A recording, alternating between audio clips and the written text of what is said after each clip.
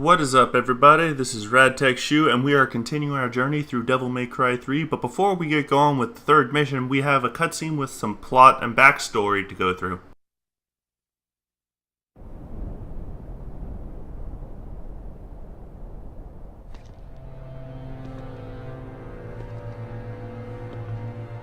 Arkham. Well, doesn't it excite you? The Temen-Ni-Gru has revived. The Great One, who once ruled this earth as the medium between the human world and the demon world. Isn't it a magnificent view? The greatest minds of their time, those who revered evil, constructed this glorious edifice. Now, after 2 millenniums of confinement, it can at last fulfill the purpose for which it was intended. That's none of my concern. Did he have it? Of course. He's taking good care of it. After all, it is the only memento left from the mother you both lost. But he has no idea of its true power.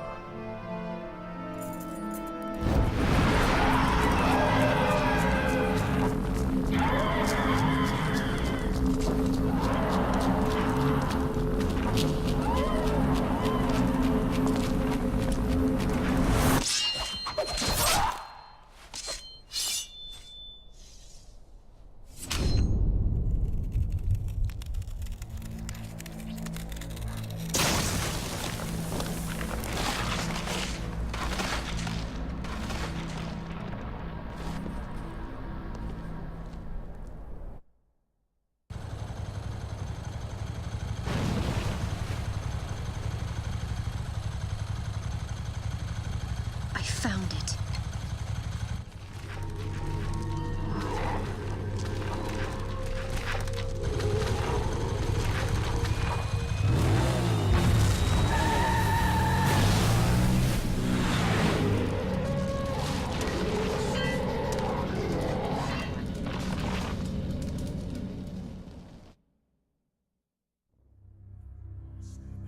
Alright, so here we go. We're going to start the third mission right off the bat. And as soon as we start, we're going to move forward into an alleyway and introduce a brand new enemy to the game. So just head forward and we'll have a little intro scene.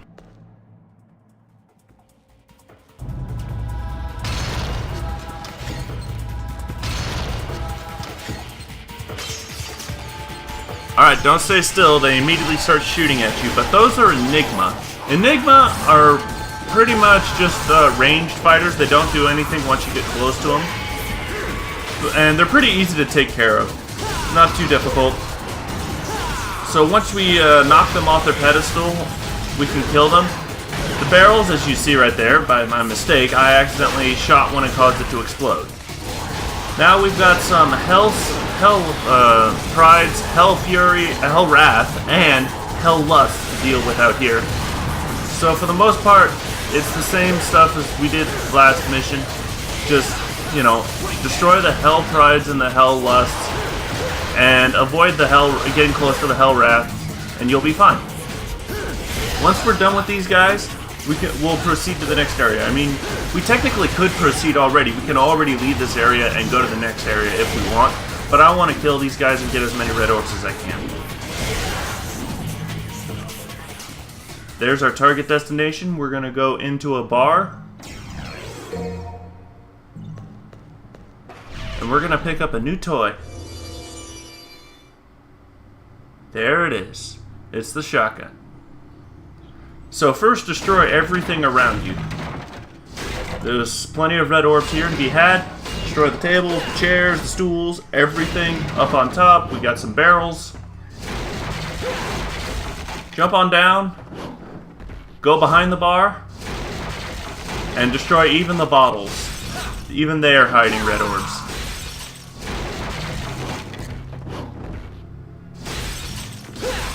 And once we're done with that, let's go over here, destroy these little machines, and we'll get our first rune wheel.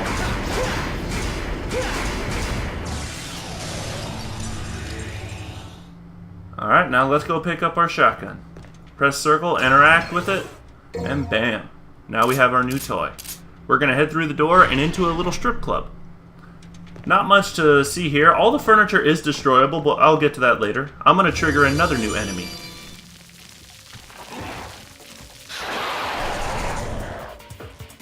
Watch out for their ambush attack. These are Hell Sloths. Hell Sloths, instead of walking like Hell Prides and Hell Lusts, they love to teleport and try and ambush you. And not only is they bigger in size, they're bigger in health. They take a lot of punishment. It takes a lot of hits to take them down. As you can tell, I just string together a fun little combo on just one Hell Sloth. But they're manageable, they're slow just like their counterparts. They're not too dangerous. You know, this is another reason of why I love Trickster so much. It grants Dante the speed and evasion he needs to not get caught in danger so much. So we're just gonna go ahead and deal with all these guys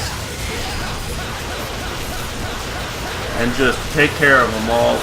Like I said, these guys are not too dangerous, especially when you have the speed that the stinger attack on your side to close the gap real quickly. So once we finish all these guys off, we're going to go ahead and destroy and make sure everything's destroyed in here. And I'm going to show you a fun little trick that you can do in here. You can jump up here on this stage and attack the pole with the melee weapon. Oh, I'm on Dante. There we go. And Dante will spin around and kick every one of the enemies around him and knock them down. It's fun for a little combo build up. You know, raise your combo meter up a little bit. Doesn't do much damage though. Anyway, we're gonna head outside and we have quite a lot to do out here.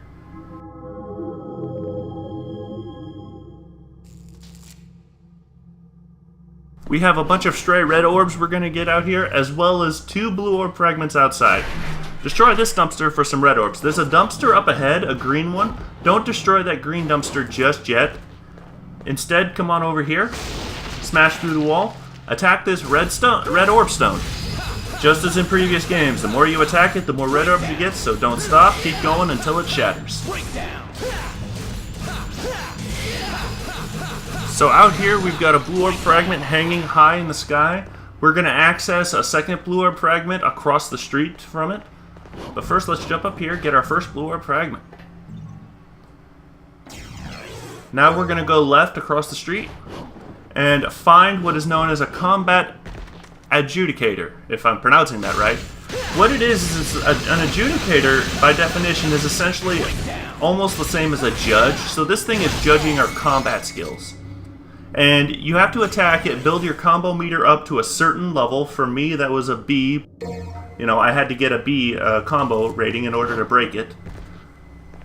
And it's also weapon specific. That one, luckily, we had to use Rebellion. But now we're going to enter our first secret mission. This secret mission is a little challenging if you don't know how to go about it. We have 1 minute to destroy all the enemies.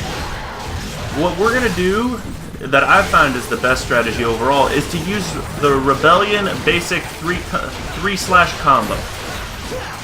If you use Stinger, try not to do the $1 million jabs, because it doesn't it takes way too much time to deal damage. Like I said, it's not about doing combos and being stylish, it's about killing enemies as quickly as you can, and Dante's power moves are good for just that. So use Stinger, but don't use the, you know, repeated stabs attack, and then just use the basic 3 combo attack, and you should be able to take care of all the enemies, no problem. As you can tell, we're fighting Hell Prides, Hell Lusts, and Hell Sloths. We've got one more enemy to go, and we're gonna make it. Bingo. Now the secret mission is over, and our blue orb fragment is our reward. Alright, so as I mentioned with the combat adjudicators, they're weapon specific, meaning that certain weapons will not work on, only certain weapons will work on them. For the first one we had, it was a Rebellion adjudicator, so Rebellion worked just fine. However, there are going to be ones that will only work with certain weapons that we don't have as of right now. Anyway, come on up here to the God of Time statue and let's buy some things. We have a boss fight, a very tough boss fight ahead of us. So I'm going to get myself a blue orb, increase my health just a little bit. And then I'm going to go into and I was contemplating on should I buy a Vital Star, and I'm like, nah, let's hold off on that. Instead, I decided to go down to my guns, and I'm going to power up Ebony and Ivory because those are going to be very useful in this boss fight, and you'll see why. I use them quite a lot. And this upcoming boss fight is the reason I kept dying repeatedly back when this game first came out on the PlayStation 2. In here, we're going to fight the Ice Guardian, and there he is right in front of us. So let's go ahead and trigger the cutscene.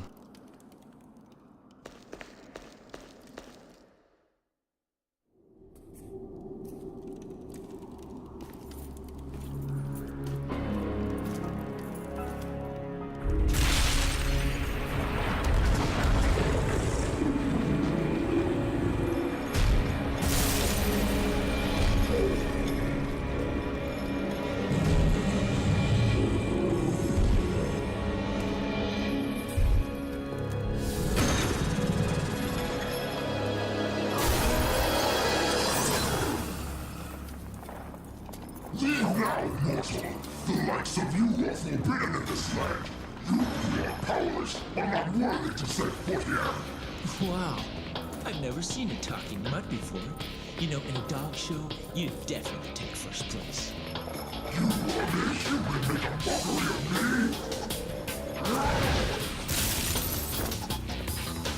me? Easy, Fido. How about I take you out for a walk? Come on, puppy. Let's go. You'll regret this, you worm!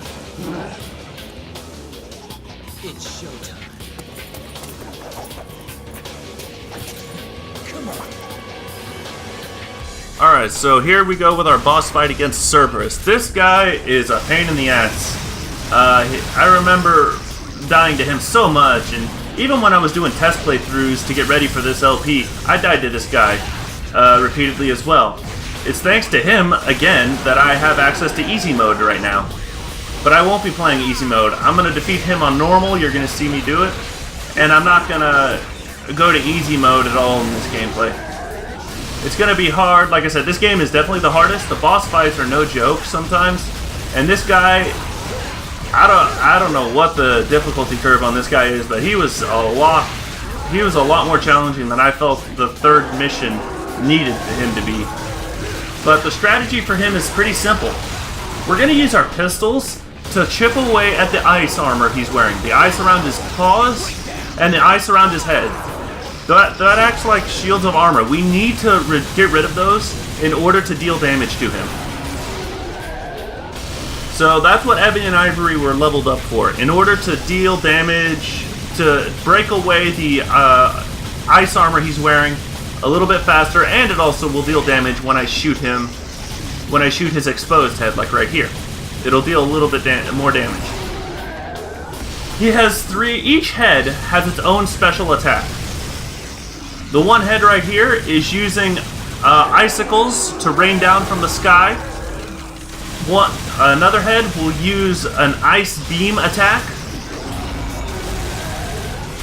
And the third head will shoot a big ice chunk at you, like a missile. So as you can see, we're doing massive damage right here. When he lunges for, if we can knock him down when his heads are unexposed and they don't have armor on them, we can deal massive damage to him. And when he gets to half-life, he turns red and becomes much more aggressive and dangerous. But as you can tell, he hasn't managed to do that much damage to me.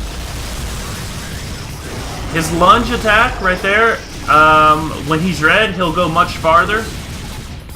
But as you can see right there, once we deal each individual head enough damage, it will break off and we don't have to deal with it again. The goal here is to just, like I said, knock him down and deal massive damage to the heads when the heads are exposed. Attacking the feet once they're exposed and making sure the heads are exposed. Yeah, it's all about repeating the same process over and over. He'll regrow his armor, and pretty much you'll just have to rinse and repeat the process anew again and again and again. So this boss fight can be challenging because he does the same stuff, which forces you to constantly have to do the same stuff to him. And it stretches out the length of this fight, which gives him more time to damage you. That's really one of the biggest problems with this fight, is the fact that it goes on for a while. And it just gives him all the time in the world to damage you. But we've almost got him. But for the most part, yep, just keep pounding away at him. Get rid of his armor with your pistols. And right here, you're going to see, because he has armor on, I'm not able to damage his health for a while. And he'll immediately regrow it.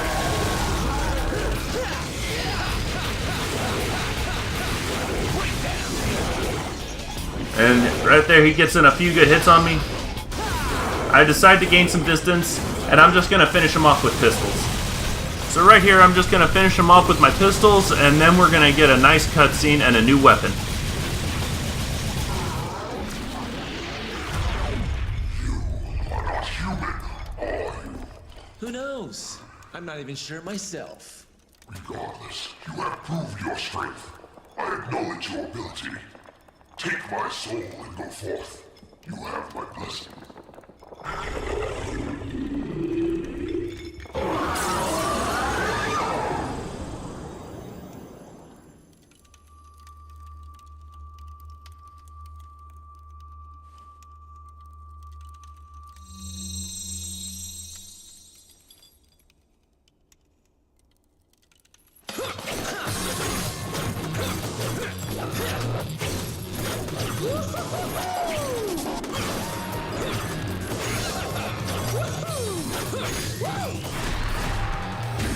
Too easy.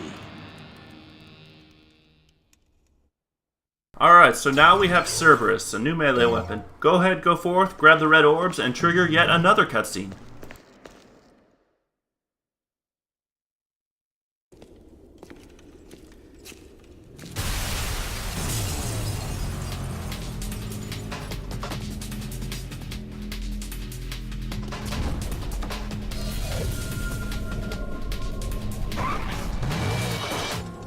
Are you going to the party? What's the hurry? Didn't you get an invitation?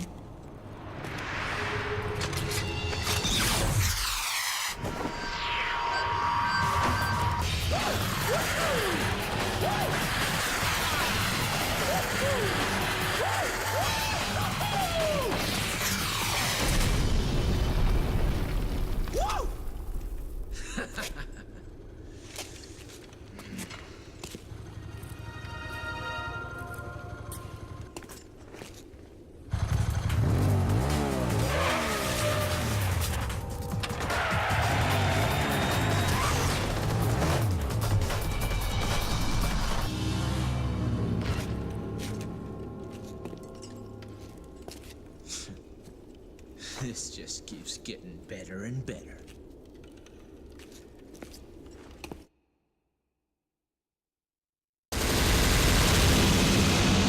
Alright, and that is the end of Mission 3. So as you could tell, it took a long time to complete the mission, mostly because of Cerberus. He's no joke even for me now. And I did take quite a bit of damage because of him. But even still, I managed to pull off an A rank. I was pretty happy about that. So we're just going to go ahead, save, and overwrite our data.